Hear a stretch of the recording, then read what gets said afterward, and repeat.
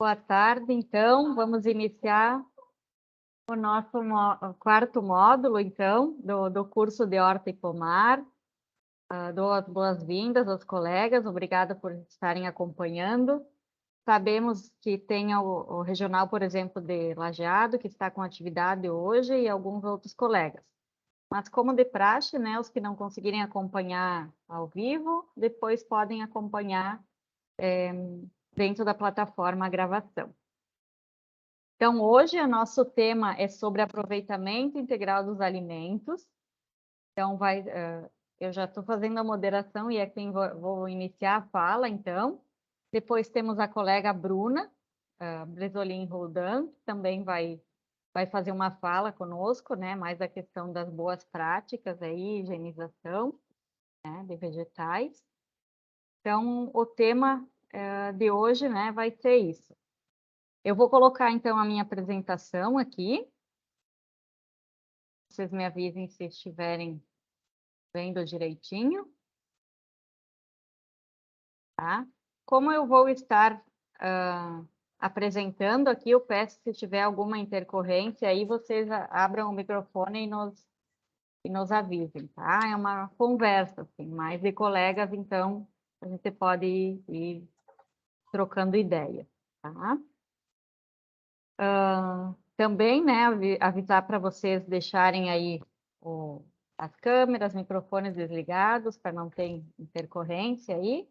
Depois, no final, na hora da discussão, a gente pode abrir aí as câmeras e o microfone para fazerem os questionamentos e colaboração. Bem?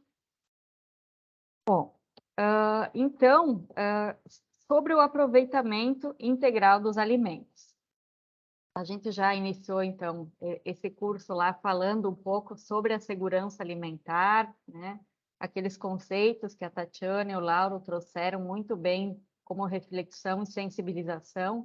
E um pouco dentro disso quando a gente fala em aproveitamento integral, a gente não pode esquecer, então, da questão da segurança alimentar, que já foi discutido no módulo 1, e eu trago aqui uma reflexão para a gente pensar, né, sobre a questão da alimentação adequada e saudável. E também, assim como a lei da segurança alimentar e nutricional traz o conceito mais amplo de segurança alimentar, dentro disso, a reflexão sobre a alimentação adequada e saudável, alguns tópicos são importantes, né, da gente pensar que ela deve estar de acordo com as necessidades de cada fase da vida, né, de cada um de nós, ter na perspectiva a referência da cultura alimentar, então o quanto isso impacta numa alimentação saudável, numa alimentação sustentável, observar também as questões de gênero, raça e etnia, então o respeito também ao como essa alimentação ela traz essas características, enfim, tanto de religiosas, étnicas, culturais, né? O quanto que aquele alimento representa para aquela pessoa, para aquela família e naquela comunidade. Então, essas referências, para além da parte nutricional, também é importante a gente pensar. A acessibilidade dessa alimentação, né, do ponto de vista tanto físico como financeiro. Mais para frente a gente conversa mais sobre essa aproximação e acesso. A questão do equilíbrio entre quantidade e qualidade. As práticas produtivas, né, que sejam adequadas e do modo sustentável, então, de produção, né? E aí envolve também a contaminação física, química, biológica, enfim, né? Então, quando a gente fala em alimentação adequada e saudável, e pensando no aproveitamento desses alimentos, não dá para esquecer o que representa isso, a alimentação na vida das pessoas, né? E, para além disso, eu acho que é um pilar bem importante a gente falar, que reflete na saúde das pessoas também. Então, esses pontos são importantes a gente estar refletindo. E também a questão da diversidade, né? O que representa a diversidade na alimentação? É onde contém todos os tipos de alimentos, na quantidade adequada para cada um, e que vai fornecer esses nutrientes para o organismo se desenvolver da forma adequada, né? E aí eu até coloquei ali a diversidade colorido, né? Porque a gente tem que pensar nessas questões. Está dando alguma interferência de microfone para você? Não? Deu um retorno aqui. Então, a gente tem que pensar, então, na diversidade. E aí entra, né, todos os alimentos que tem, da disponibilidade que tem de alimentos próximos. As questões do alimento de época, né, o alimento acessível na época e consumido na época. Então, isso também é importante para refletir essa diversidade alimentar e também os tipos de nutrientes, né, que tem para determinado período do ano. Por exemplo, no inverno, né, é um momento propício, uma época onde tem muitos citros. Os citros têm muita vitamina C, e aí é importante aí para prevenir as questões de resfriado, né? Então, a gente observar essa diversidade da alimentação nas épocas do ano também a gente vai estar favorecendo essa parte nutricional, né? Além de toda a questão da sustentabilidade e do acesso desses alimentos. Também ficam muito mais acessíveis, né? Em questão de valor também, né? Para as pessoas. E eu trago aqui também, dentro da questão da diversidade, falando das cores dos alimentos, né? Eu acho que já vocês ouviram eu falar muito sobre isso, que para além dos alimentos de época, a gente pensar nas cores dos alimentos é também uma reflexão importante para a gente pensar nos nutrientes, na diversidade de nutrientes que essa alimentação vai fornecer. Então, aí consumir um prato colorido, como toda é um chavão de fala de nutricionista, é isso, né? Mas também pensar, né, nessa perspectiva, né, de abordar todos as cores aí, porque cada cor traz propriedades nutritivas diferentes e que o nosso organismo precisa. Então, quando tu fizer um consumo da diversidade também de cores na alimentação, tu vai estar abrangendo, né, essa diversidade de nutrientes. E sobre a questão da escolha dos alimentos. Aí eu trago aqui o nosso guia alimentar para a população brasileira, que traz muito essa questão da perspectiva do processamento desses alimentos, né? Os alimentos in natura ou minimamente processados, os ingredientes culinários processados, que após o guia alimentar foi incluído, né, este item como uma forma de classificação desses alimentos, e aí tem a fonte, aí vocês podem depois consultar, né? Os alimentos processados e ultraprocessados.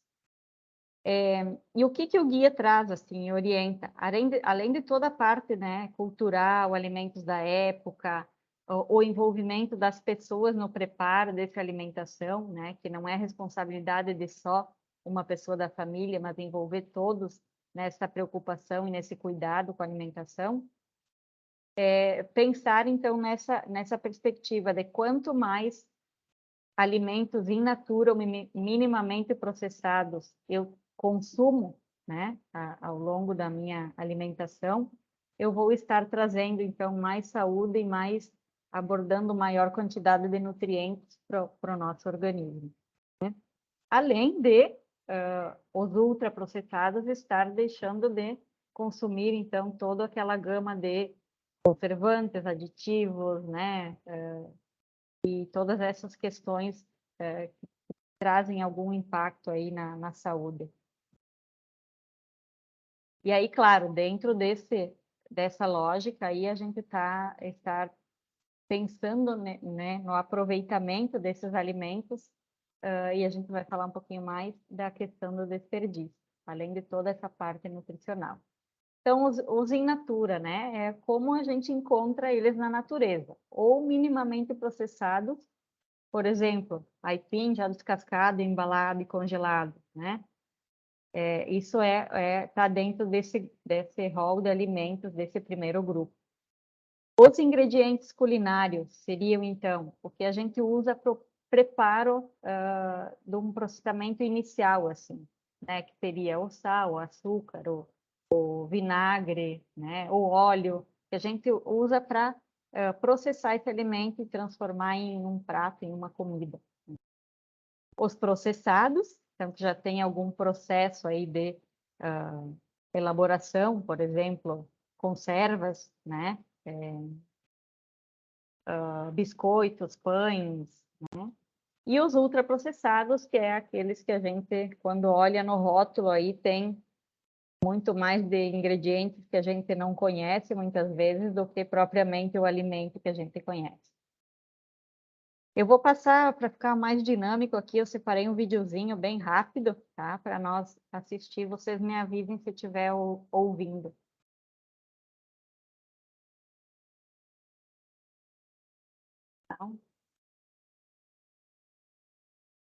Não está ouvindo? Vendo? Então eu vou compartilhar de novo, não está a tela, né, aparecendo. Mas até então estava, né?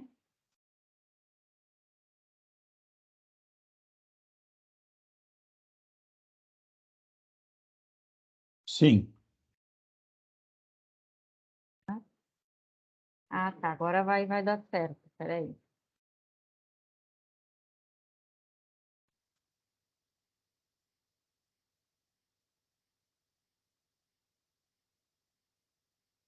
E A agora? classificação nova, ela divide os alimentos de acordo com o processamento que esse alimento recebeu antes de que a gente venha a consumi-los. O primeiro grupo é o de alimentos in natura e aqueles que a gente chama de minimamente processados. Tem som, mas não saiu vídeo, Leila. Saiu o vídeo. Vou tentar, então, compartilhar novamente.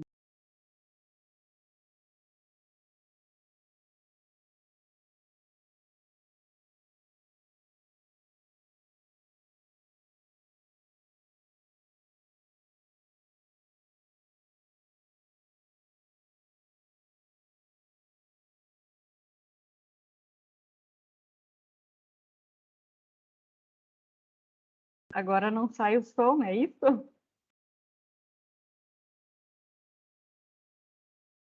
Sim.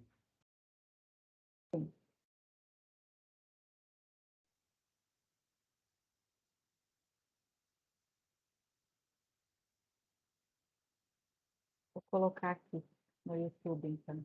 A classificação nova, ela divide os alimentos de acordo com o processamento que esse alimento recebeu antes de que a gente venha a consumi-los. O primeiro grupo é o de alimentos in natura e aqueles que a gente chama de minimamente processados, né? Aí nós temos o arroz, o feijão, as hortaliças, frutas, o leite pasteurizado, a carne congelada ou resfriada, os ovos, batata, mandioca, que são alimentos que saem da natureza e recebem algum tipo de processamento, por exemplo, secagem, por exemplo, moagem. O segundo grupo é o grupo de alimentos de ingredientes culinários processados. Então, nós estamos falando aqui das gorduras, do óleo, da manteiga, do azeite, do sal, do açúcar, do vinagre, que são substâncias que eu, no final, retiro de alimentos, ou da natureza, no caso do sal, mas eu uso para exatamente temperar, cozinhar, preparar os alimentos do primeiro grupo. O terceiro grupo é o de alimentos processados, que vem a ser basicamente uma produção industrial que combina alimentos do primeiro grupo, os minimamente processados, por exemplo, o leite, com um ingrediente culinário, por exemplo, o sal. Então, o queijo ou o pão são alimentos processados. Uma compota de fruta seria um alimento processado. O quarto grupo de alimento é uma coisa nova, é uma invenção da tecnologia alimentar. Eles não têm nada a ver com os outros, porque, primeiro, eles não têm como base um alimento. Eles são, na realidade, formulações de amido, de gorduras, de sal, de açúcar, de proteínas extraídas da soja ou de qualquer outro tipo de alimento e muitos aditivos. Então, assim, são produtos de muito baixo custo e que, graças a esses aditivos, corantes, texturizantes, aromatizantes, eles se tornam palatáveis e frequentemente hiperpalatáveis. Então, são produtos que são apreciados pelas pessoas, porque a indústria tem a capacidade de dar esses produtos, a cor, a textura, o sabor, qualquer um, né, o que se deseja, aquele que atrai o desejo das pessoas, e ele tem muito pouco alimento integral.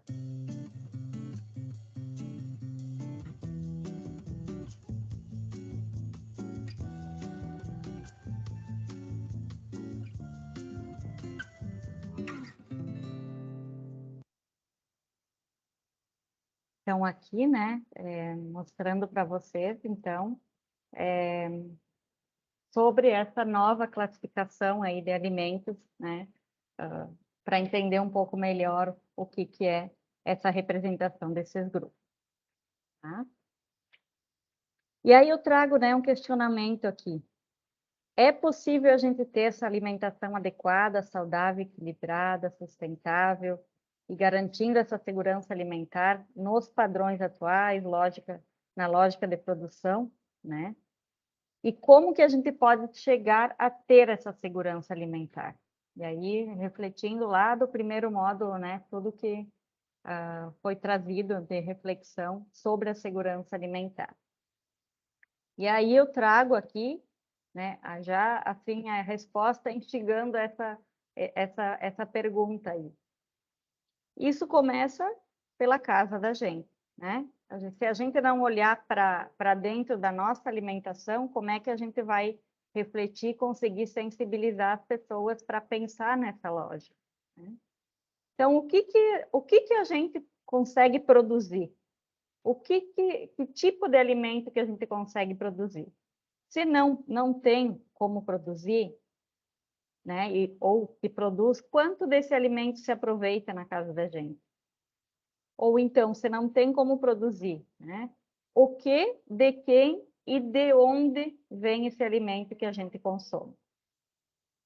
Então, acho que aí são perguntas que a gente tem que fazer para pensar, né, nessa questão da segurança alimentar, de uma alimentação saudável, e aí, então, refletir sobre o que é o aproveitamento desses alimentos. E o aproveitamento, então, ele é a melhor forma de aproveitar todo o potencial que o alimento tem, né? Todos os nutrientes que ele nos oferta enquanto parte nutricional, proporcionando, então, uma alimentação, uma nutrição adequada, uma alimentação saudável e também evitando os desperdícios, né? Então, ele não é só da cozinha para dentro, né? A gente tem que pensar na perspectiva lá desde o plantio, desde o colher, armazenar, preparar e consumir. E em todas essas etapas, a gente tem questões que refletem no aproveitamento desses alimentos. E principalmente quando a gente pensa na questão do desperdício e analisar cada uma dessas etapas, é que a gente vai ver o quanto tem esse impacto, né? Então, desde lá do plantio, pensar nas técnicas sustentáveis de produção, e aí eu trago a questão, né, da produção agroecológica, a produção de alimentos orgânicos, né? E aí que tipo de alimento, né, que está sendo produzido. Na colheita, né? Os cuidados na colheita, os equipamentos adequados, quando for o caso, né? E o próprio, né, se for o colher aí na parte de horta, né, doméstico, né, o cuidado também nessa parte da colheita. Como que eu vou armazenar esse alimento, né, para ter maior durabilidade? Então, a questão de luz, umidade, o contato com o ar, a temperatura. Então, tudo isso influencia da gente conseguir manter as propriedades desse alimento, né, de forma mais íntegra. No preparo, a quantidade suficiente, né, para não ter essa sobra na hora de consumir.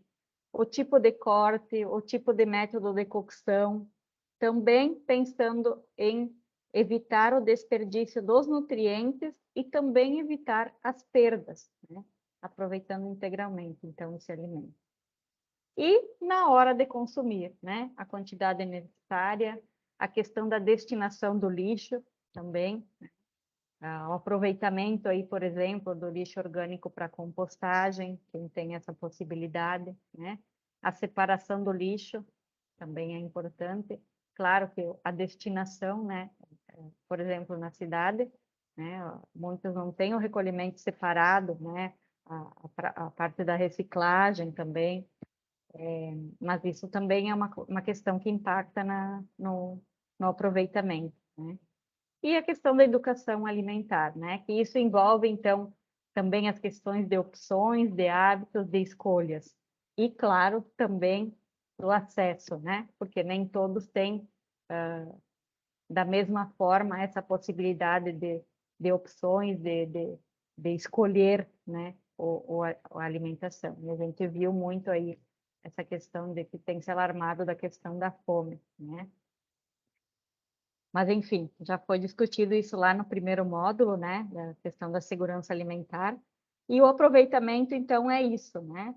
Para quê? Para a gente evitar essa questão do desperdício, que tem bastante impacto aí, né, social, eu diria, para além do desperdício físico, né, e da questão nutricional que poderia estar sendo acessível a mais pessoas, né?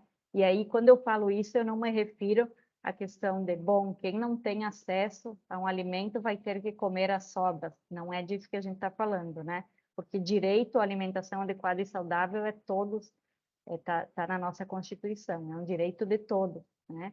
Mas o evitar o desperdício e aproveitar de forma integral vai estar reduzindo grandemente esse impacto aí ambiental também, né?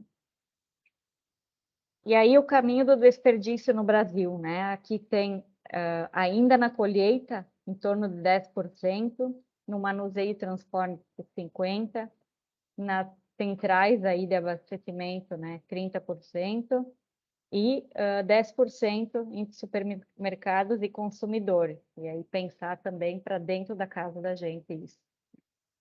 E uma reflexão importante que eu faço também na minha casa, assim, é a gente observar a quantidade de lixo, né, entre orgânico e reciclável, né, e fazer esse balanço aí. É uma coisa que a gente às vezes passa desapercebido, mas é uma reflexão importante olhar para o nosso lixo e ver o quanto disso a gente pode estar diminuindo, né, para causar menos esse impacto e aproveitar de forma melhor. E aí tem aqui, eu peguei do Instituto Acatu, ou Acato, não sei como pronuncia direito. Eu achei interessante aí, né, 10 caminhos para a produção e consumo consciente. Aqui também uma representação da FAO sobre a questão do desperdício, né, o quanto é em cada etapa aí de produção e o que seria importante a gente observar em cada uma dessas etapas. E aí tem algumas questões aí de cada um fazer a sua parte, né? Planejar as compras, manter na frente do armário os produtos, né, que têm menor tempo de validade, consumir dar preferência a produtos que estão próximos do vencimento, secar as frutas, legumes e verduras, armazenar de forma adequada, né? Aproveitar boa parte das frutas e legumes, descartar realmente só as partes danificadas. E aí, nessa questão do aproveitamento, né, pensando também nas folhas, talos, enfim, cascas, aí a gente tem que também avaliar o tipo de alimento, né, que a gente consome, né, e dar preferência para os orgânicos aí, né? A gente sabe que, bom, agrotóxicos hoje é de forma sistêmica no alimento, mas grande parte fica também na casca, né, enfim, das frutas, por exemplo. Aproveitar sementes, talos, cascas. Então, nas refeições serviu apenas o que vai comer. E aí tem uma questão interessante, também bem educativa.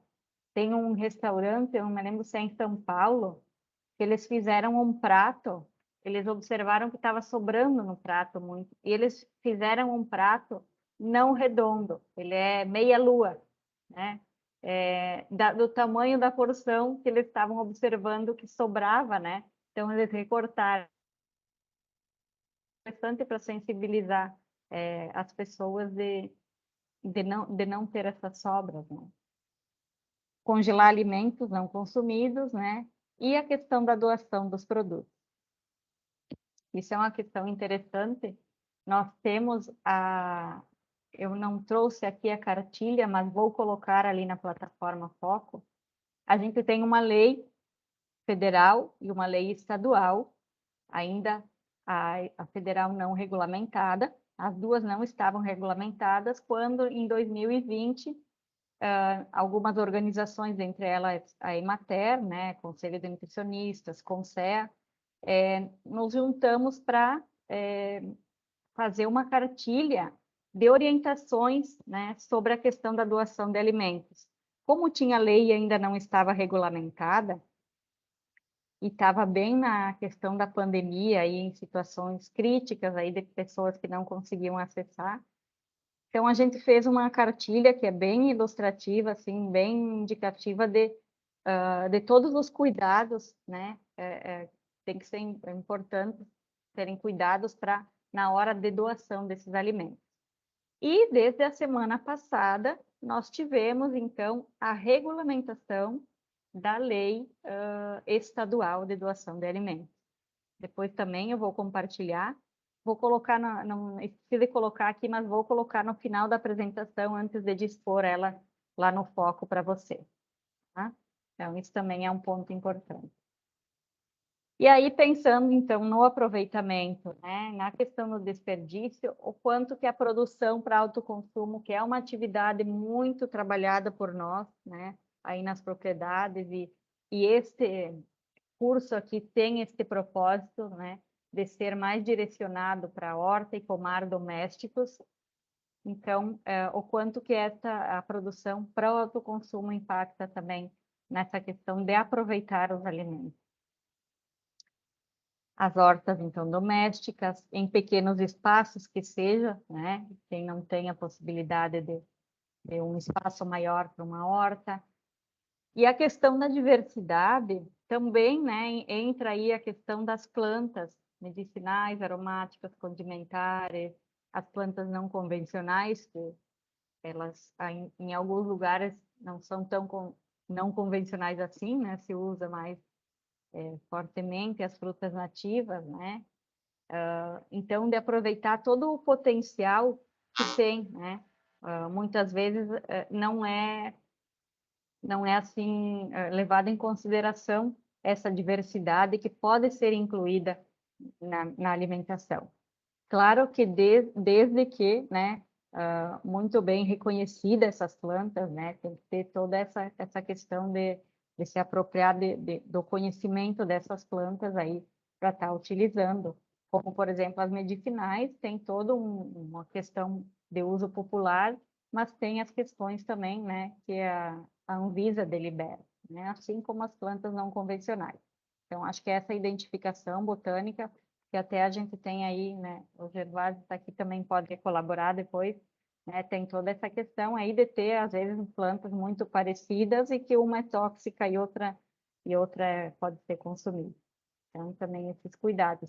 Mas é pensando no aproveitamento do potencial que a gente tem ao nosso redor. Valorizar a questão cultural, né? O fortalecimento da cultura alimentar. Isso também é super importante a gente considerar, né? Desde a questão do preparo, do cultivo desse alimento, até a questão de receitas que utilizem esses alimentos, né? De uma forma diferenciada, de uma forma bem tradicional também, né? Então, os modos de preparo, desde a produção lá, até pensar em transformar esse alimento. E aí, no início, aí, antes de nós começarmos, a Dulcineia trouxe aí, né, da região de Frederico, que estão fazendo um curso aí para as agroindústrias que querem muito essa inovação de receitas também adequando aí ao que o mercado está solicitando, né? A exemplo aí do PNAE, que tem toda uma legislação aí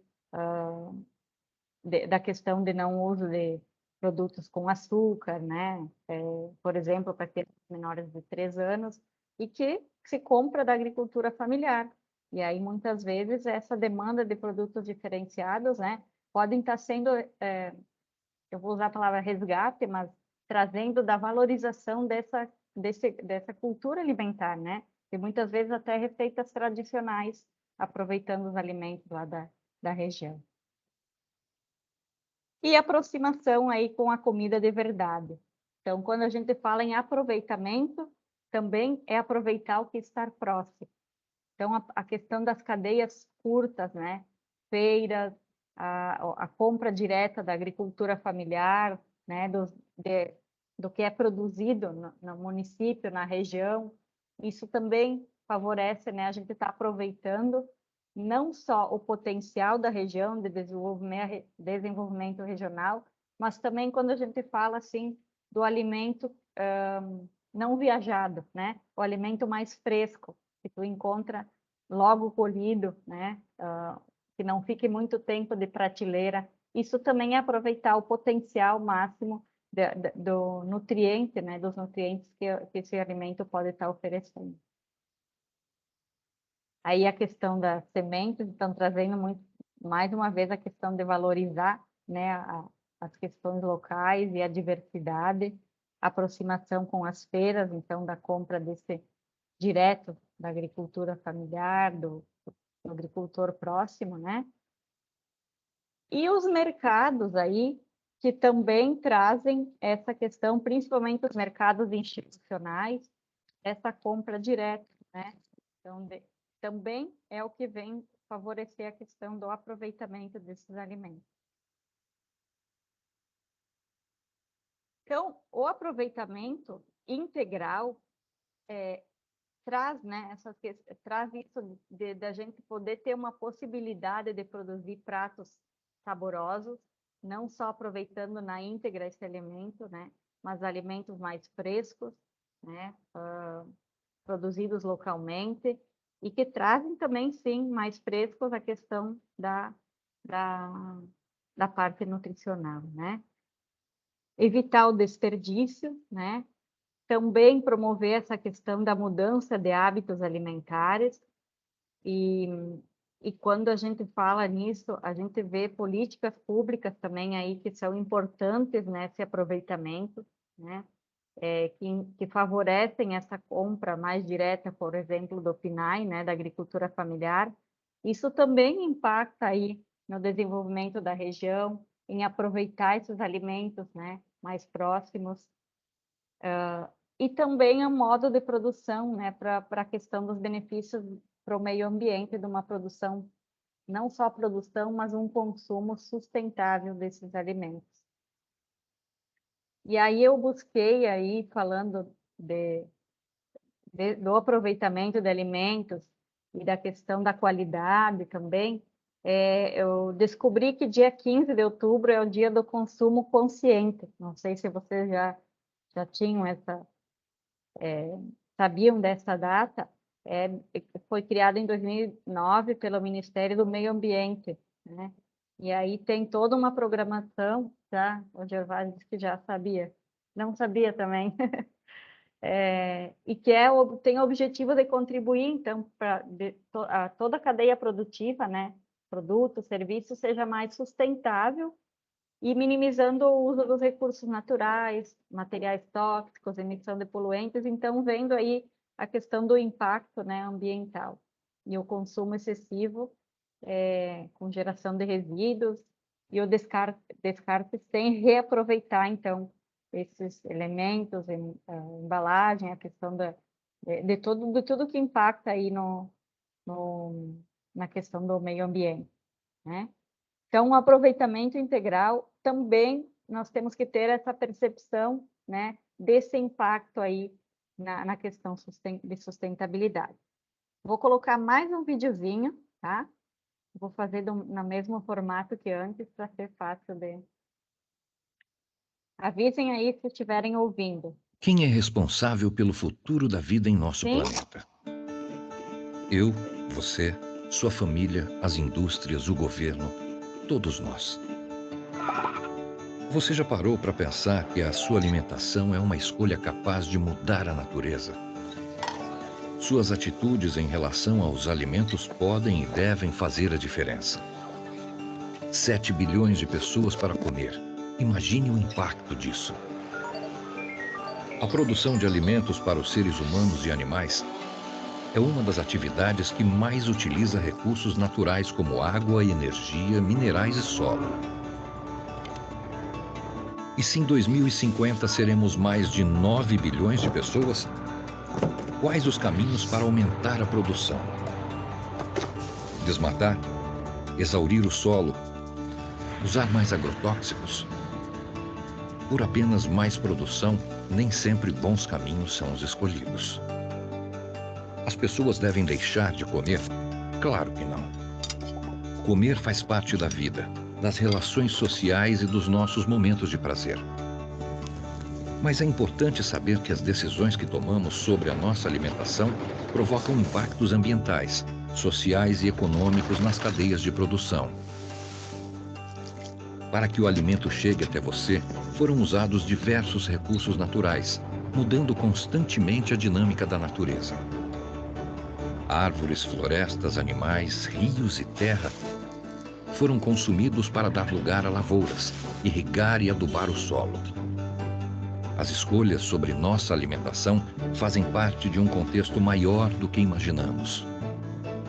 Cada garfada é um ato político, social e ambiental.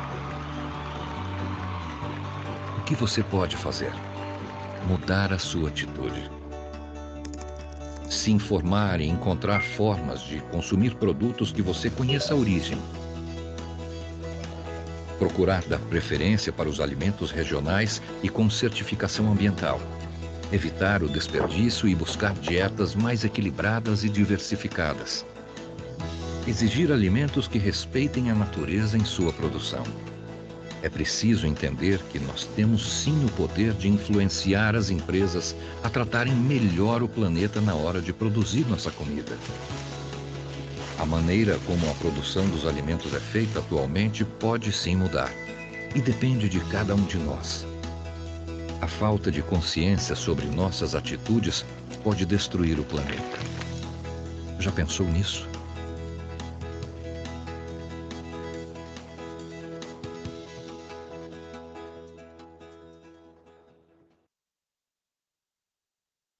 Então, é mais uma forma aí da gente refletir, né? Sobre esse dia aí, que é a véspera do Dia Mundial da Alimentação. Eu acho que casa muito bem a gente trazer essa reflexão aí, né? Como a gente consegue aproveitar melhor os alimentos para impactar de forma positiva aí, né?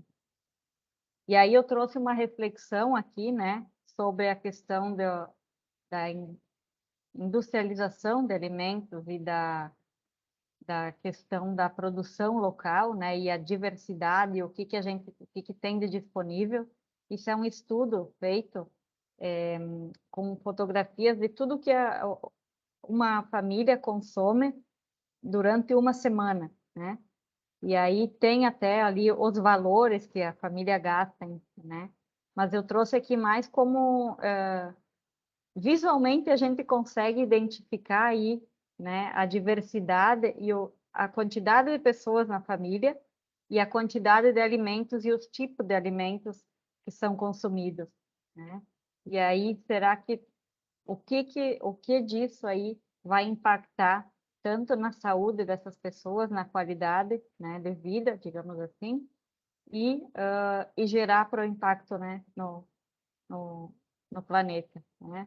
O quanto sustentável é a produção em cada um desses lugares.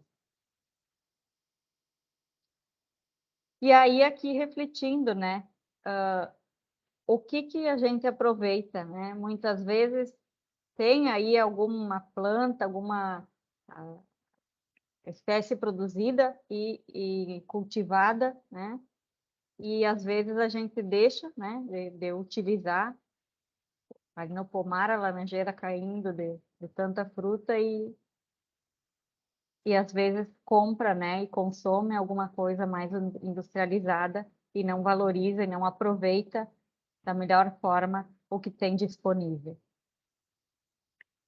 E aí, entrando também na parte da cozinha para dentro agora, né, falando a parte das técnicas culinárias adequadas. Não adianta a gente ter disponível e consumir os alimentos da época, se lá para dentro da nossa cozinha a gente não prepara da melhor forma, né, que evite a perda desses nutrientes desse alimento, ou que potencialize, né, o consumo desse alimento de forma íntegra, né, de forma integral, porque quanto mais o alimento a gente vai processando, né, picando e triturando, cozinhando, né, fazendo qualquer um preparo, ou mesmo muito tempo congelado, por exemplo, a gente vai perdendo esses nutrientes, né? E aí, se a gente não preparar de uma forma que tente manter um pouco mais esse nutriente, a gente não vai estar aproveitando, né, todo esse potencial que o alimento pode trazer para a nossa saúde. Então, trouxe aí alguns exemplos, né, de como a gente tem que pensar no melhor aproveitamento, né? E aí, por exemplo, aqui, eu vou trazer o exemplo do frito aqui, né? Algo que eu posso estar fazendo assado ou cozido na água, né? Vai cozinhar com muita água e desperdiçar aquela água, tu vai estar eliminando alguns nutrientes ali naquela água, né? Ou então, eu vou estar fazendo ele frito, né? Aqui eu peguei o exemplo da batata e de um frango, por exemplo. Eu vou estar agregando aí mais gordura, uma gordura saturada. Bom, daí até que ponto, né, eu estou processando adequadamente para aproveitar o que tinha daquele nutriente naquela batata e naquele frango, né? E vou estar agregando aí uma gordura saturada que talvez aí compete com os nutrientes do próprio alimento para estar sendo digerido e aproveitado pelo nosso organismo. Então, como é importante a gente também entender da cozinha para dentro, né? Não só todo esse impacto que o aproveitamento tem na parte enfim, do meio ambiente, né? E da sustentabilidade. E aí aqui nós temos, então, algumas coisas que nós queremos falar um pouco em conjunto, né, Bruna? Pode abrir aí a sua câmera, o microfone, para a gente estar falando. Eu vou fechar aqui o meu microfone, tá? Para poder... Acho que a Bruna inicia aí. Bruna. Sim, oi pessoal, tudo bem? Que bom estar aqui com vocês nessa tarde. A Leila me convidou então para falar para vocês sobre um pouquinho de alguns métodos de processamento de alimentos e depois eu vou falar também sobre a higienização dos vegetais. Então, assim, depois a gente vai falar, mas obviamente, sempre antes de processar um alimento, a gente tem que fazer a etapa de higienização. Para conservação dos alimentos, a gente tem o método de congelamento, muito usado para vegetais. A gente pode estar fazendo o uso do congelamento para conservar os vegetais, sejam eles verduras, legumes, frutas. O que sempre é recomendado antes do congelamento é fazer a etapa de branqueamento, que eu não sei se vocês já ouviram falar, que é aquela forma de dar um susto no vegetal. Então, a gente coloca eles uns minutinhos numa água fervente e depois transfere para uma água gelada. E assim, o que a gente está fazendo? A gente está inativando as enzimas que iriam causar escurecimento enzimático nesse alimento. Então, é isso que a gente faz. Claro que esse processo também vai proporcionar alguma redução de carga microbiana, mas não é esse o objetivo. O objetivo é inativar as enzimas e evitar que haja escurecimento e amolecimento desse produto. Então, isso em termos de congelamento. Outra coisa em relação a isso. A gente tem 2 lugares para congelar os alimentos. A gente tem naquelas geladeiras mais antigas o congelador, que é dentro da própria geladeira, onde a gente consegue chegar numa temperatura de até -6, -9 graus. E a gente tem o freezer, que é aquela parte separada da geladeira. Lá sim a gente consegue chegar a -12, -18 graus. Então, dependendo de onde tu colocar esse alimento, tu vai estar tendo um tempo maior ou menor de conservação, tá? Quanto mais frio, maior vai ser o tempo de congelamento. Outra coisa que é recomendado é que a gente consiga fazer o resfriamento rápido desse alimento. Por quê? Quanto mais rápido esse alimento congelar, menores vão ser os cristais de gelo que vão se formar ali dentro daquele alimento. E o cristal de gelo, eu não sei se vocês já viram alguma foto, ele é cheio de pontas. E o que acontece? Essas pontas, elas vão perfurar as membranas da célula. E aí, quando ocorrer o descongelamento, a gente vai ter toda aquela aguaceira ao redor do alimento. Por quê? Porque esse material da célula ele vai ser liberado para o ambiente e eles vão depois acabar ficando murchos. Então, sempre tentar fazer um congelamento mais rápido para fazer cristais menores e evitar que haja essa perfuração das células. Perde os nutrientes também, faz muito com a água. Exatamente, aqueles nutrientes que são hidrossolúveis, eles vão ser daí perdidos junto com essa água, né? Depois a gente tem as conservas ácidas, que são também bastante utilizadas para a conservação dos alimentos. Por que ácidas? Porque a gente precisa de uma acidez baixa, né? Do pH baixo, que seja abaixo de 4,5, de 4,5, para garantir a segurança desse alimento. A gente pode fazer conservas ácidas de diversos alimentos, que eu me lembro agora só o milho, que é complicado, não a espiguinha do milho, né? Mas o milho em si não é uma conserva ácida, então a gente tem dificuldade de fazer essa conserva em casa. Então, a gente, na elaboração de uma conserva, a gente está aliando a questão da acidez junto com a pasteurização para fazer a conservação desse alimento por um tempo maior. Os vegetais minimamente processados também são uma ótima pedida para conservação, tanto em termos caseiros, para a gente conseguir conservar melhor os alimentos, e também para venda, né? A gente vê o quanto que tem aumentado, por exemplo, as agroindústrias de aipim congelado ou aipim resfriado, né? Por quê? Porque as pessoas cada vez mais querem a facilidade de ter os alimentos já descascados, picados, para só fazer o cozimento. Ou então as folhosas, né? Que a gente já encontra elas higienizadas no mercado, é só abrir o saquinho e comer. Então, também é uma boa pedida trabalhar com esses vegetais minimamente processados. O que a gente tem que cuidar neles? Tem que cuidar muito a questão da higienização, por quê? Porque eles vão ser consumidos, parte deles vão ser consumidos crus, né? Então, tem que cuidar essa questão da higienização, porque eles não vão ter uma etapa posterior de cozimento que possa reduzir essa carga microbiana. E cuidar também a questão dos cortes, por quê? Porque quando tu corta o alimento, tu vai estar cortando essas células, e o líquido das células vai ser extravasado para o exterior. E aí podem ocorrer essas alterações de amolecimento do alimento, de perda de água, de escurecimento enzimático. Então, tudo isso tem que ser avaliado quando a gente faz um processamento mínimo no vegetal. Outra dica para conservação é a elaboração das geleias e das chimias, né? As geleias são aquelas que são feitas com a polpa das frutas, e as chimias ou os doces cremosos são aqueles feitos com parte das frutas, né? Poderia dizer que a grande parte das receitas coloca metade de frutas e metade de açúcar, né? Cozinha até chegar no ponto e depois pode estar envasando a quente, que já vai pasteurizar, e aí tu pode conservar esse produto por mais de ano. Vidro esterilizado, né? Isso. Tanto para conserva quanto para chimias e geleia. Exato, isso que a Leila está falando é bem importante. Tudo que a gente for, além de higienizar os vegetais, a gente tem que higienizar também a embalagem onde eles vão ser depositados. Então, sempre a questão de usar tampas novas. Vidros, eles podem ser reutilizados, mas eles têm que ser higienizados antes, né? Serem fervidos e limpos. Os doces em caldas, também uma boa pedida para uma sobremesa, né? e para uso das frutas. Sucos e polpas também são coisas que a gente consegue fazer em casa.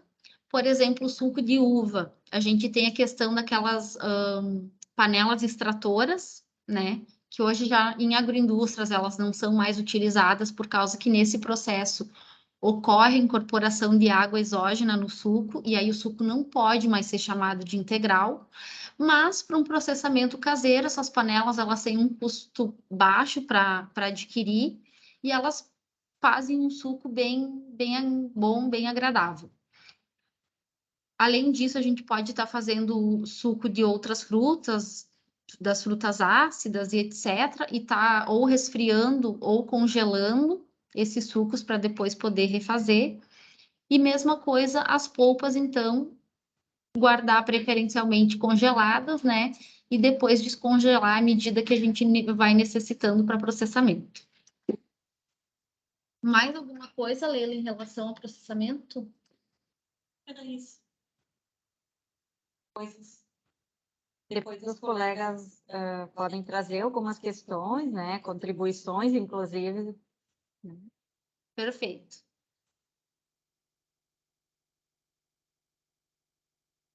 Uhum.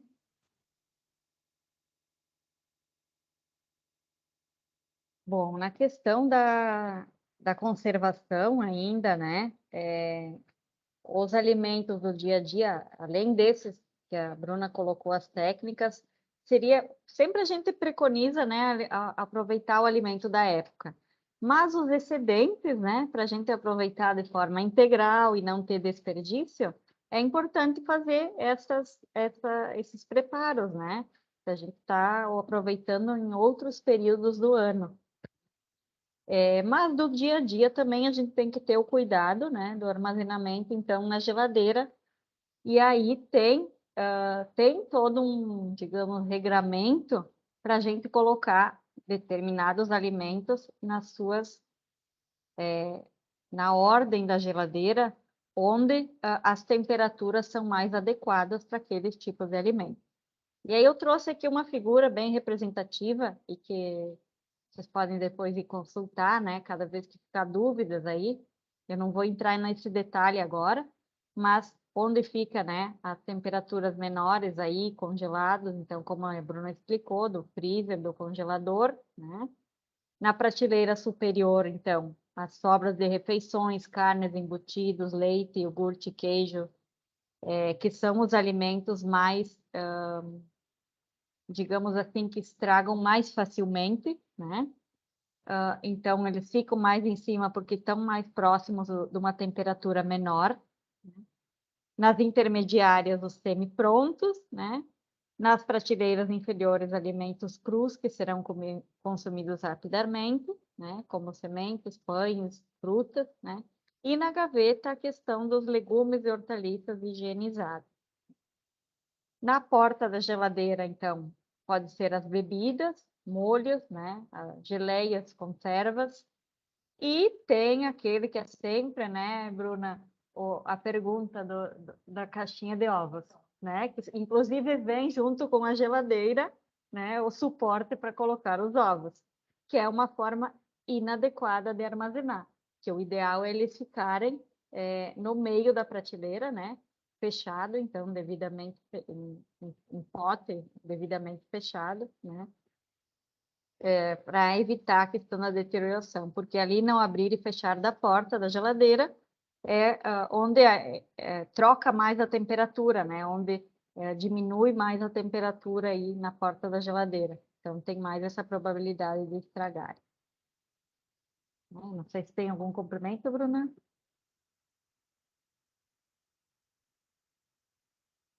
Então, da minha parte, né, seria mais isso. Agora eu vou passar, então, para a Bruna. Ela vai trazer, então, um pouco mais dessa questão da higienização de vegetais. Coloca a...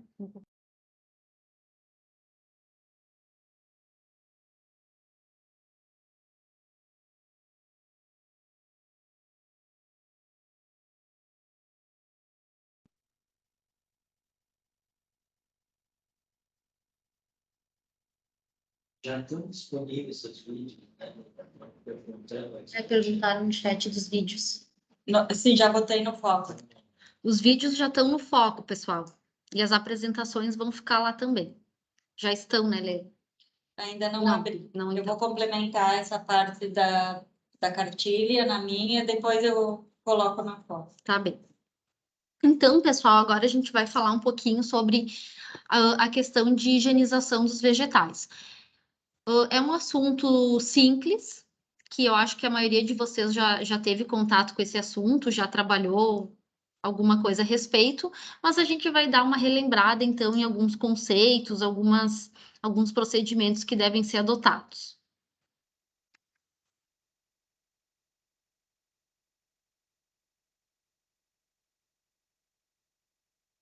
Então, pessoal, os vegetais, eles são naturalmente alimentos que são contaminados por micro-organismos que vêm da onde, tá? Eles podem vir da água de irrigação que é utilizada, do próprio solo aonde esses vegetais são cultivados. E coloquei duas fotos aqui para ilustrar a questão do manipulador. Então, quando eu estou falando que o manipulador ele pode contaminar o alimento, eu estou falando tanto do agricultor enquanto ele está fazendo todo o processamento de colheita e transporte do alimento, mas também quando esse alimento chega lá na casa do consumidor, né? Nós, como consumidores, também podemos estar levando contaminantes para esse produto. Então, pessoal, vocês podem estar se perguntando como evitar essa contaminação, e é disso que a gente vai falar um pouquinho. Agora a gente tem uma proposta, né, Leila? Falando dessa questão de higiene de manipulador, a gente queria convidar o Gervásio para fazer uma dinâmica com ele sobre a questão de higienização das mãos, tá? Então, nós vamos convidar o Gervásio de surpresa, ele não estava sabendo, para fazer essa participação especial no nosso encontro de hoje. Então, Gervásio, tu podia abrir a tua câmera, eu acho, e daí a gente leva lá, né? Eu vou parar de compartilhar para poder ver ele em tela grande. Ele estava sabendo que nós precisaríamos. Ele estava sabendo que nós precisávamos de uma colaboração no meio da fala, mas ele não sabe o que é. Então, assim, ó, pessoal, o que a gente vai fazer? A gente vai convidar o Gervásio a usar uma... Como é que chama isso aqui? Uma venda.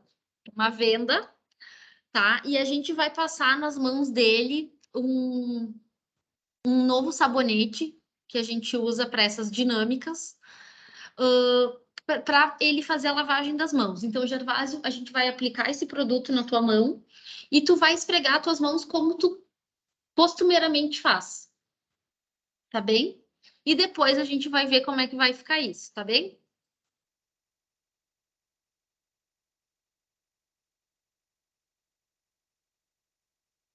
Ele abriu o fone ali. Ela sabendo dessa. Pode Abrir já. Aqui.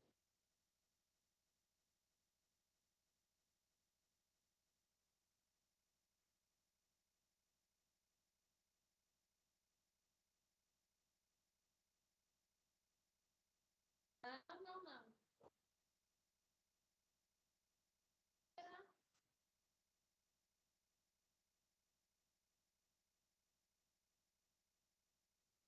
E agora? E agora me ouvem?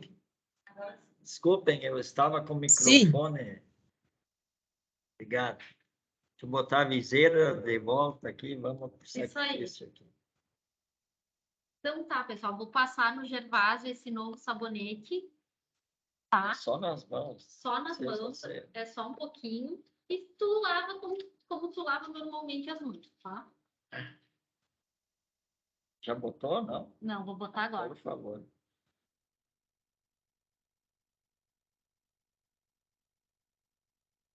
Pronto.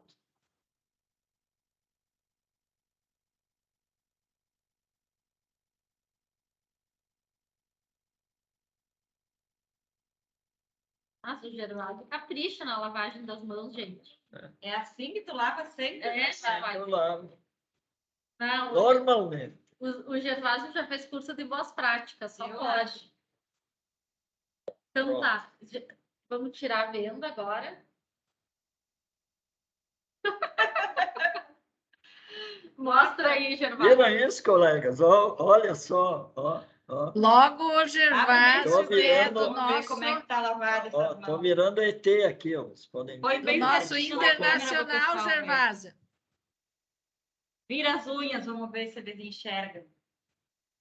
Pessoal, essa é uma dinâmica que a gente costuma fazer para mostrar o quê? Geralmente as áreas aonde fica mais fraco, sem tinta, são as áreas onde normalmente a gente não lava. Tá? Então, dá para ver, não sei se vocês conseguem. Isso. Ó, o dorso dos dedos, Dorso dos dedos, ao redor das ao unhas, redor das unhas. tá? São áreas que normalmente a gente não lava, tá?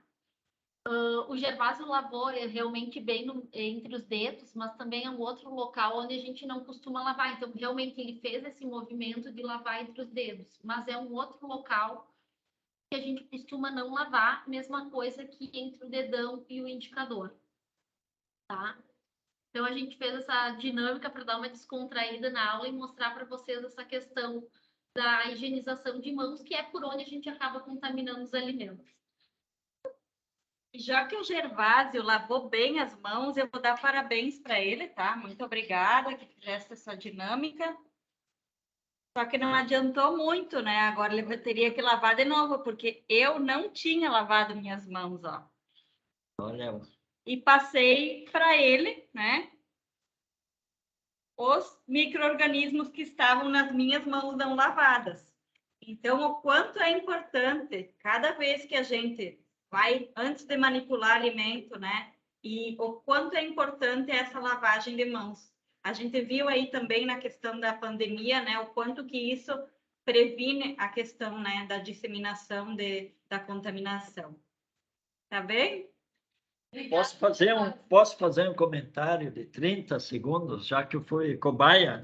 Tem direito. Não, eu queria só ressaltar um aspecto que é um fator de contaminação, inclusive em infecção hospitalar. Muitas vezes foi feito um trabalho, não se descobria a causa da infecção, mesmo higienizando as mãos, e tinha bactéria embaixo das unhas. Então, unhas cortadas é um fator, principalmente quando não é manipulado com luva, né? A luva você pode lavar ela, mas quando é só com a exposição das mãos, muito cuidado com as unhas.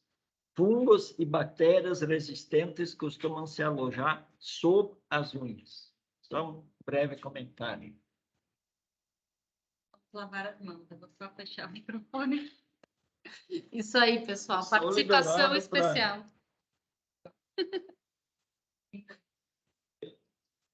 Deixa eu voltar aqui a compartilhar. Eu acho que meu comentário ficou sem som. Será? Não, eu fechei agora. Ah. Lá na frente. Lá na frente. As manos. Tá bom, tá bom. Pessoal, então, seguindo aqui a apresentação. Opa! Essa figura mostra aquilo que a gente tentou mostrar na mão do Gervásio. Então, as áreas em vermelho são aquelas onde a gente geralmente não lava, tá? Entre os dedos, pontas das unhas, tá? Em azul, áreas pouco lavadas, tá? Que é essas áreas em azul, desculpa, que a gente lava mais ou menos, né? Ponta dos dedos e partes do dorso e da mão. Bem, quais são os principais contaminantes dos vegetais, tá? Que é o nosso foco de estudo hoje. Nós temos uma relação grande de bactérias, tá? Aqui eu listei algumas das principais, tá? Que podem estar presentes nos vegetais, que são a salmonella, a shigella, o campylobacter, a escherichia coli, o staphylococcus aureus, o clostridium, o bacillus cereus, a listeria monocytogenes, a Yersinia enterocolítica e a Aeromonas hydrophila. Bem, a origem dessas bactérias, ela pode ser variada, tá? Ela pode vir tanto do solo, da água, quanto do próprio manipulador, tá? Por exemplo, Staphylococcus aureus é uma bactéria típica de contaminação pelo manipulador. Por quê? Porque grande parte de nós mesmos, nós somos portadores de Staphylococcus aureus. E aí, quando a gente processa o alimento, a gente acaba transferindo para ele essas bactérias. Tá?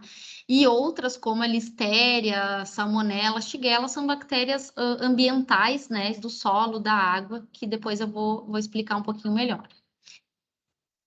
E outro contaminante importante, que eu não sei se vocês já se deram conta, os vermes.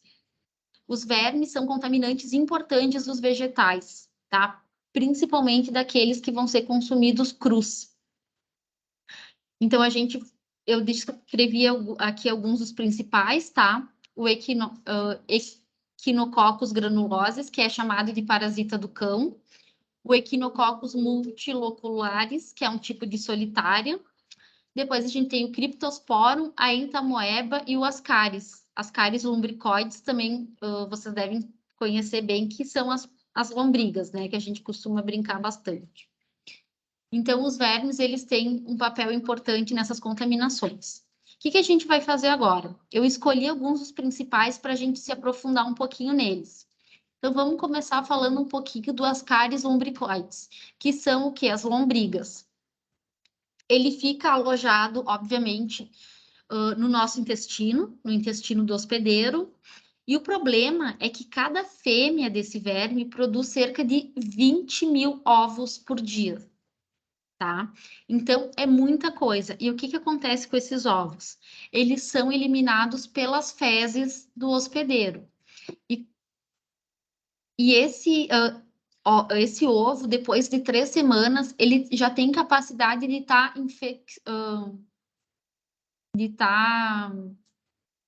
Ai, me fugiu a palavra. Bom, já tem, vou ler o que está aqui, a capacidade infecciosa, né? Ele já tem essa capacidade depois de 3 semanas. E dentro do corpo humano, essas larvas maduras, que foi no que os ovos se transformaram, elas podem migrar pela parede do intestino e serem transportadas pela corrente sanguínea até os pulmões. E aí elas sobem pelas vias respiratórias, acabam sendo engolidas novamente e vão de novo para o intestino delgado, e aí onde amadurece e permanece, tá? Então acaba ocorrendo uma recontaminação quando isso acontece. E como é que se dá essa contaminação? É um ciclo oral fecal, né? Por quê? Porque esse hospedeiro contaminado, ele vai fazer as suas fezes com os ovos, esses ovos vão para o meio ambiente, e se eles forem parar, então, não tiver um saneamento básico adequado, por exemplo, e a terra entrar em contato com esses dejetos, a terra vai ser contaminada e vai estar contaminando os vegetais. Tá? Ou então pode ser uma água contaminada também, que é usada na própria irrigação. O que acontece? As infecções, elas podem ser assintomáticas, ou seja, a pessoa está com a verminose, mas ela não tem nenhum sintoma. Mas quando ela já está com muitos vermes, já está com uma infecção bastante grande, aí ela costuma apresentar sintomas, que são febre, tosse, respiração ofegante, justamente por causa da migração desses vermes para o sistema respiratório, astenia, prurido e rinite nasal, emagrecimento, dor e aumento do volume abdominal. Então, vocês já devem ter visto aquelas criancinhas, né, que mostram magras com aquele barrigão, né? Ah, tá com lombriga. Realmente é o Ascaris lumbricoides que tá presente, tá? E numa infecção super grave, pode causar uma obstrução intestinal. Então, aqui tem uma foto da fêmea e do macho. A fêmea é essa maior, mais gordinha, e o macho é esse menor, que tem ali o final do corpinho num formato de gancho, que é como ele se acopla na fêmea para a copulação. Outro verme importante, não sei se é conhecido ou não de vocês, é a Entamoeba histolítica, tá? Já tem um sintoma diferente da lombriga, tá? Por quê? Porque ela causa forte diarreia, febre, calafrio, e as fezes podem vir com sangue ou com secreções esbranquiçadas, tá? Por que é importante identificar logo essa infecção? Porque como causa uma diarreia muito forte, a pessoa acaba ficando desidratada. Então, por isso que é bom diagnosticar logo para poder tratar e a pessoa não ter uma desidratação. Esse verme, ele pode também ultrapassar a parede do intestino e liberar os cistos na corrente sanguínea, que pode ir para outros órgãos, como o fígado, e aí criar abscessos no fígado, podendo levar, então, à necrose desse órgão. Quando os cistos entram no corpo, eles ficam na parede do trato digestivo e liberam formas ativas do parasita, que acabam se reproduzindo e migram para o intestino grosso, onde eles passam da parede do intestino e podem se espalhar por todo o corpo. Então, assim como os cáries lumbricoides, ele pode estar se espalhando do intestino para os demais órgãos. Aqui tem uma fita também do verme alojado na parede do intestino. E um outro que é bem conhecido, que eu me lembro dessa questão de verminoses que a gente estudava no colégio, né? Vocês devem se lembrar também, que são os vermes causadores do amarelão ou da chamada doença do Jeca-Tatu, que é a Ancylostoma duodenale ou o Necator americanus. Eles são 2 vermes diferentes, mas eles causam o mesmo tipo de sintoma, tá? Como é que se dá a contaminação? Pelo contato direto da pele com o solo contaminado, então ele consegue penetrar pela pele, ou então pela ingestão acidental da larva. Então, por isso que aqui entra a questão dos vegetais. Se tu acabar comendo um vegetal que não foi lavado corretamente e tem uma larva, tu pode estar te contaminando com algum desses vermes.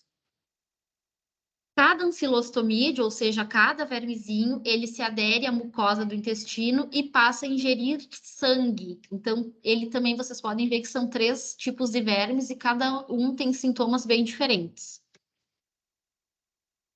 5 a 8 semanas após o paciente ter sido contaminado, a fêmea passa a produzir milhares de ovos, que vão ser também eliminados pelas fezes, e a partir da falta de saneamento vão estar contaminando o solo e a água, e aí, de novo, a gente tem a formação daquele ciclo oral-fecal.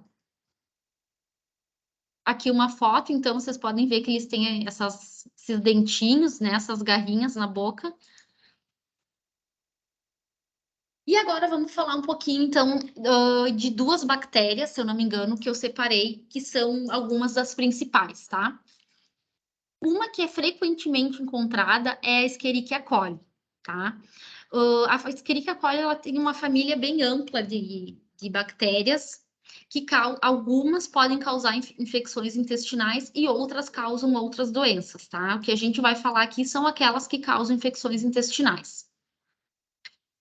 Quando a gente consome alimentos contaminados com essa bactéria, os sintomas costumam aparecer rápido.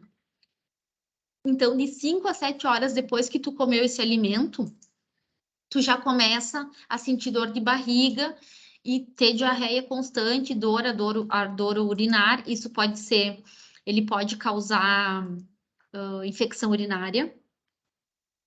Presença de sangue nas fezes ou na urina turva, febre baixa e persistente. Eu não sei se vocês já ouviram falar na famosa diarreia do viajante, tá? Por que diarreia do viajante? Porque é aquela história, tu tá na estrada, tu para num bar, tu come um pastel frio lá, requentado, e acaba dali um pouco tendo uma diarreia. E isso é causado por Escherichia coli, tá? E mesma coisa da questão das verminoses, é um ciclo fecal oral. A pessoa se contamina comendo algo contaminado e depois ela excreta nas suas fezes o micro-organismo que vai de novo contaminar água e solo, contaminar os alimentos e voltar a contaminar alguém. A Escherichia coli, ela é do grupo dos coliformes fecais, tá? Hoje chamados de coliformes termotolerantes.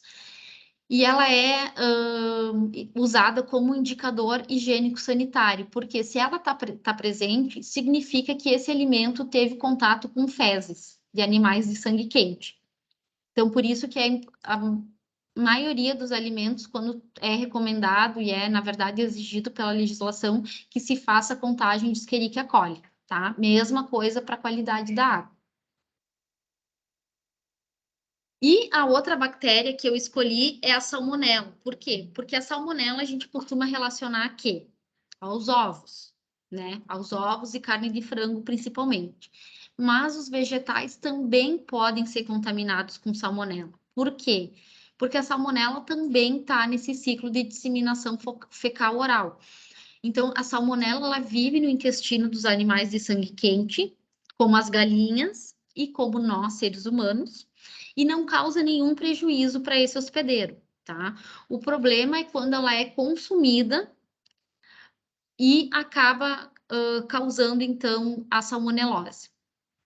Os sintomas da salmonelose, diferentemente da Escherichia coli, eles demoram para surgir, tá? Demoram de 6 até 48 horas. Então, por isso é difícil, muitas vezes, relacionar o alimento que tu comeu com a bactéria, porque é difícil de lembrar o que a gente comeu, né, 2 dias atrás, por exemplo.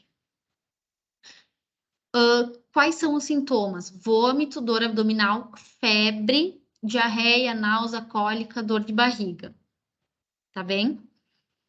E aí a mesma coisa daquele ciclo que eu já falei, a pessoa vai fazer as suas fezes contaminadas, contamina o meio ambiente, contamina os vegetais, e aí os vegetais crus, né, não higienizados, podem estar levando a salmonela. A contaminação por salmonela pode vir também do manipulador, tá? Por quê? Digamos que o manipulador, ele está contaminado, ele é portador de salmonela no seu intestino, ele vai no banheiro, faz as suas necessidades e não higieniza as mãos e vai manipular o alimento, tá? Nesse ato de ir do banheiro, não ter se higienizado e manipular o alimento, ele está levando a salmonela para o alimento, tá? Então, a salmonela ela pode vir do ambiente, como ela pode vir do manipulador. Bom, agora vocês ficaram um pouco apavorados, né? Com tantos vermes e bactérias aí, meu Deus, não vou mais comer salada. E aí vem a pergunta: como evitar então essa contaminação, tá? Resposta é higiene, higiene, higiene, higiene, tá? E aí aqui a gente tem um conceito bem importante, que é o conceito de higienização. Higienização é um conceito formado por 2 etapas, que é uma etapa de limpeza mais uma etapa de desinfecção. Quando a gente faz as 2 etapas, é que a gente está, de fato, higienizando, seja um ambiente, seja um alimento. O que é limpeza, então? É a remoção daquela sujidade que eu enxergo. Então, no caso dos vegetais, eu estou removendo terra, removendo inseto, aqui, folhas que já estão estragadas. Isso é fazer uma limpeza. Já a sanitização é quando eu quero reduzir essa carga microbiana. E para isso eu vou ter que fazer uso de algum método, tá? Que pode ser um método químico, que é o que a gente vai ver aqui, ou um método físico, que seria a aplicação de calor, que aí é o caso do quando a gente cozinha, né, os alimentos. Bom, como é que a gente faz a limpeza nos vegetais? A limpeza, ela deve ser feita por ação mecânica. O que é ação mecânica? Pessoal, é a gente esfregando os vegetais, tá? Lavando eles um a um em água corrente, tá? Quando a gente fala de folhosas, a gente está falando em lavar folha por folha, tá? E por que é importante passar o dedo na folha? Porque a gente pode estar descolando dali algum ovo de algum verme, alguma larva que esteja ali aderida, e isso só vai acontecer com a ação mecânica da lavagem, tá? E a sanitização, então, é essa redução da carga microbiana. Então, antes que vocês me perguntassem, eu já trouxe a pergunta: vinagre funciona? Eu posso colocar vinagre para fazer a higienização dos meus vegetais? Então, pessoal, qual é a resposta? O vinagre, ele é de fato formado por ácido acético, tá? E o ácido, a gente sabe que desnatura a membrana dos micro-organismos e assim elimina eles. Só que o que acontece? O vinagre, ele não tem uma concentração tão alta assim de ácido para conseguir fazer essa sanitização eficiente. Então, assim, vai ter um efeito? Vai, mas não tão bom quanto um hipoclorito de sódio proporciona, tá? Por quê? Porque ele é bem mais fraco do que o hipoclorito. Então, preferencialmente, não usar o vinagre, tá? O que é o recomendado, então? O uso do hipoclorito de sódio. O que a gente tem que cuidar? A gente pode comprar aquele do mercado? Pode, tá? Esse do mercado tem uma concentração entre 2 e 2,5% de cloro livre. Isso a gente tem que olhar no rótulo. E o que a gente tem que olhar também é que ele não tenha nenhum outro ingrediente, do tipo perfume, quaternário, outras coisas que não sejam só hipoclorito de sódio, tá? Então, sempre leia o rótulo para ver se é só hipoclorito que tem ali. Qual a quantidade? 1 colher de sopa para cada litro de água, tá? Não é muita coisa. Então, primeiro eu faço a lavagem desses vegetais e depois eu deixo eles de molho, então, de 10 a 15 minutos. E importante, pessoal, precisa de enxágue, senão vai ficar resíduo de hipoclorito e vai ficar com gosto de quiboa. Não é legal, tá? Então, precisa fazer o enxágue. Outra coisa importante. Por que tu tem que ter lavado antes os vegetais?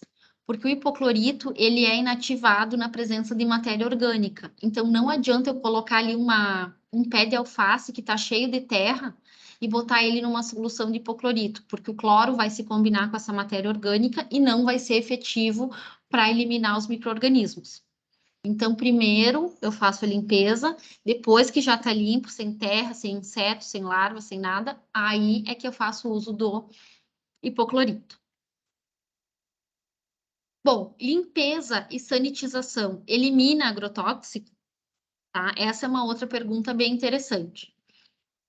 Então, assim, a gente tem agrotóxicos que agem na parte externa dos vegetais, e aí sim, se tiver um resíduo ali através da lavagem e da sanitização, esse resíduo ele vai ser eliminado.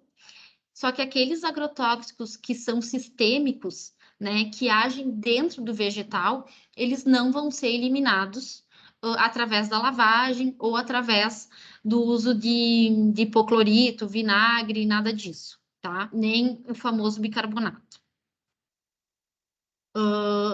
O que é importante é ter esse período de carência respeitado, né, dos agrotóxicos, para que a gente não tenha esses resíduos neles, porque depois que eles estão ali, a gente não consegue mais eliminar.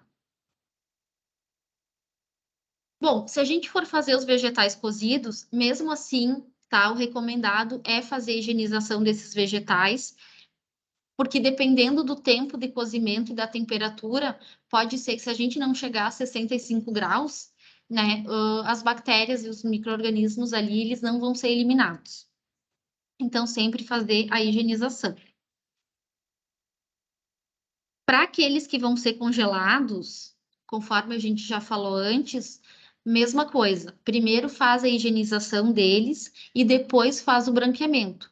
Não pensa que porque tu vai fazer o branqueamento e tu vai estar usando uma temperatura de 100 graus ali da água de fervura, tu vai estar eliminando o micro-organismo. Não é esse o objetivo do branqueamento. Então, antes faz a sanitização.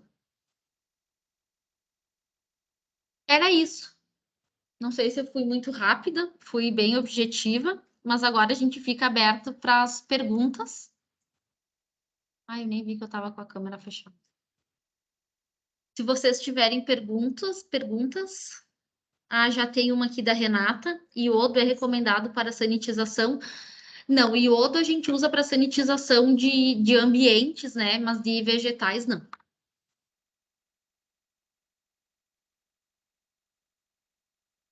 Então, colegas, um pouco era essa discussão que nós queríamos trazer. Vocês podem estar trazendo não só perguntas, mas contribuições também aqui. É o momento. Olha, Alessandro, boa pergunta essa tua também, porque sempre é polêmica, né? A gente gosta de polêmica, né, Leila? É. A sanitização pode ser usada na limpeza da casca de ovos? Pessoal, a recomendação é não lavar os ovos, tá? Por quê? Porque o ovo tem uma casca porosa, tá? E o que que acontece? Como essa casca é porosa, há a passagem de água para dentro do ovo. E se esse ovo tiver contaminado com salmonela, essa salmonela pode ser carreada para dentro do ovo junto com a água. Então, assim, mas eu tô falando do ovo lá da colônia que vem com pena, vem com cocô, com sangue. O que que eu faço?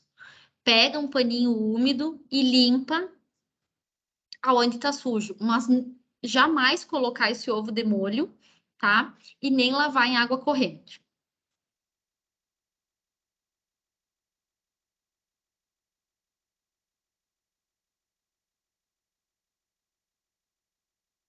Pergunta do Inácio: qual é o tempo em que os ovos das lombrigas permanecem ativos no solo? Eu não sei se eu coloquei ali que era até 3 semanas. Não sei se era disso o tempo. Teria que dar uma olhada. Mas permanecem por um longo período, tá, Inácio?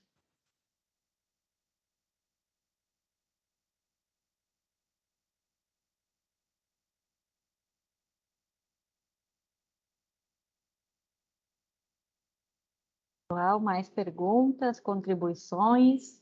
Alguém quer contar alguma experiência no município? Algum trabalho da questão de aproveitamento também?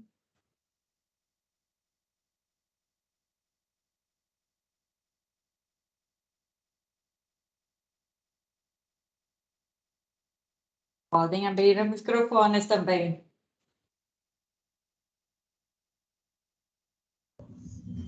O cozimento no vapor, pergunta da Renata, o cozimento no vapor funciona nesse sentido? Acho que a Leila pode responder a questão do porquê cozinhar no vapor, né, Leila?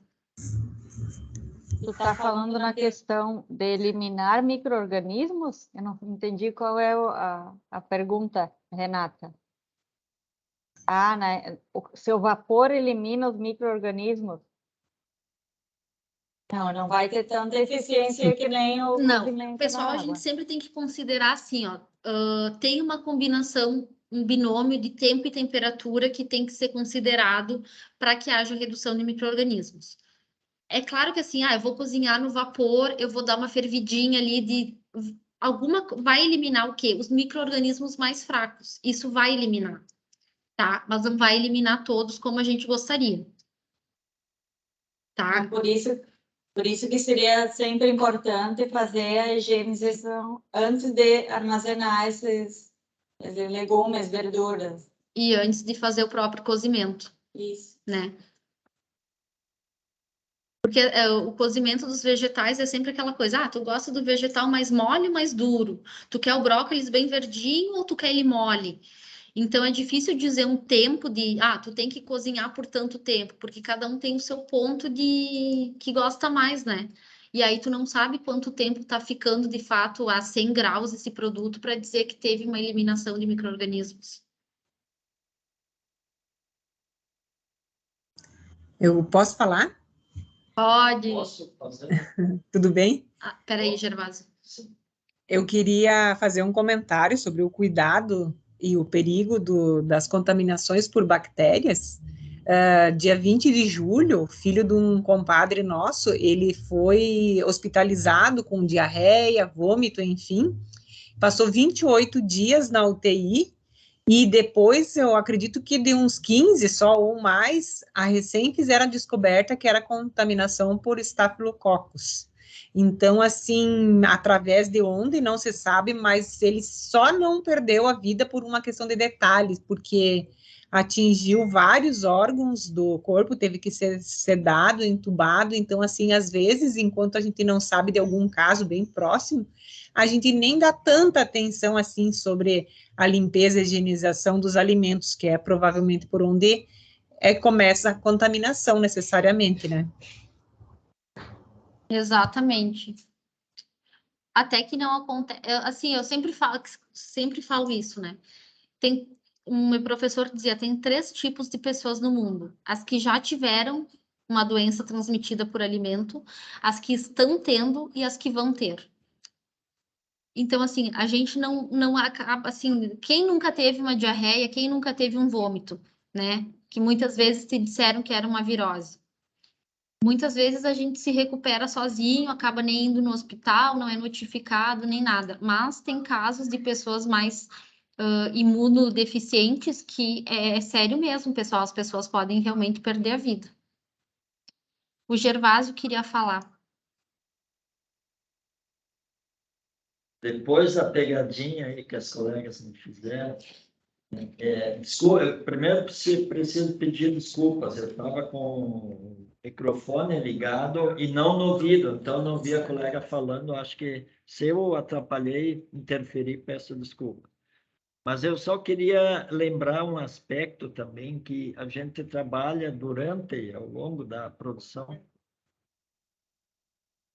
das boas práticas agrícolas, né? Porque boas práticas são fundamentais, com todos os cuidados que a Leila e agora a Bruna acabou de comentar, né? Mas isso envolve desde o local da produção, o ambiente, o entorno, a infraestrutura, enfim, né? Os insumos que são usados, a higiene, a saúde de quem trabalha ali, a entrada o cercamento para evitar a entrada de animais são aspectos fundamentais, né? Os próprios equipamentos e utensílios que são usados, principalmente na colheita, eles têm que ser limpos, lavados, né?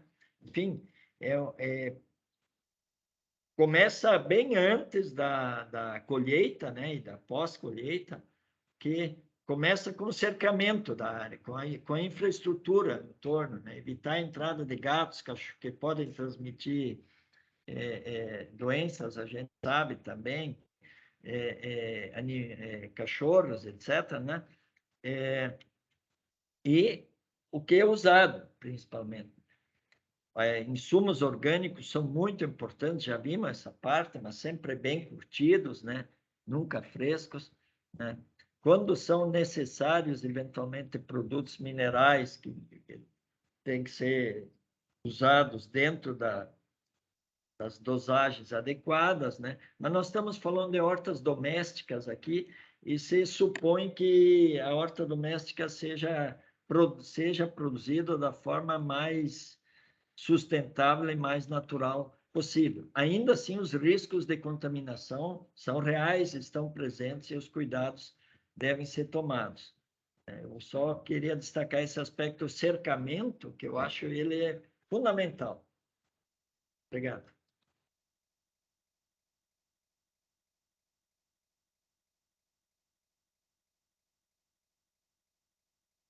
Ah, legal, o Gervásio viu o comentário do Fábio? É o erro mais comum em hortas domésticas pela proximidade de fontes contaminantes. Sim. Bem colocado mesmo, essa questão dos próprios animais domésticos, né, que acabam circulando ali na horta, não é nem um pouco legal. Gato, cachorro, galinha.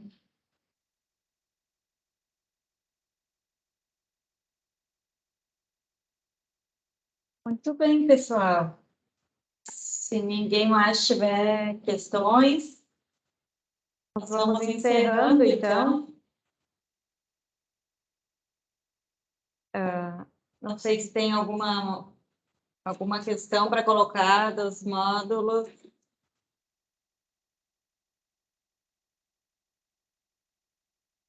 Eu posso tirar uma dúvida? Sim.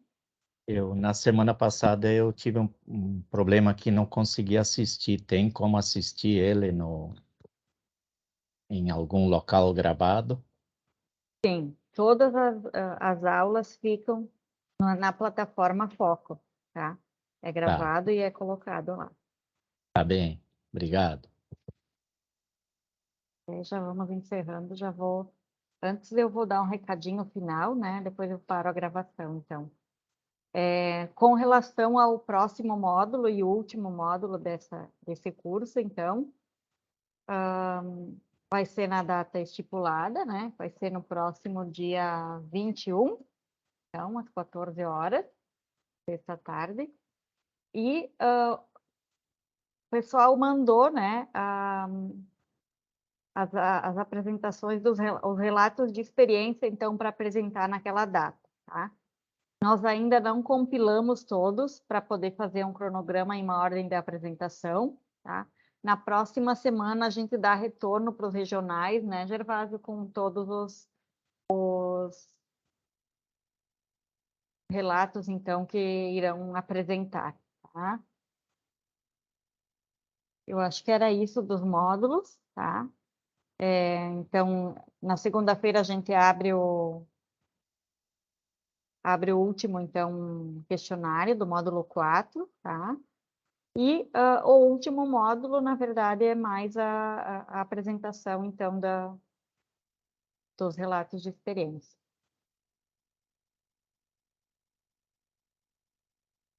Gente, Certo? obrigada pela oportunidade. Um beijo para vocês. Bom final de semana. Tchau, tchau. Obrigada, Leila? colegas. Só para fazer uma pergunta, Leila, não tem também uma atividade da Semana da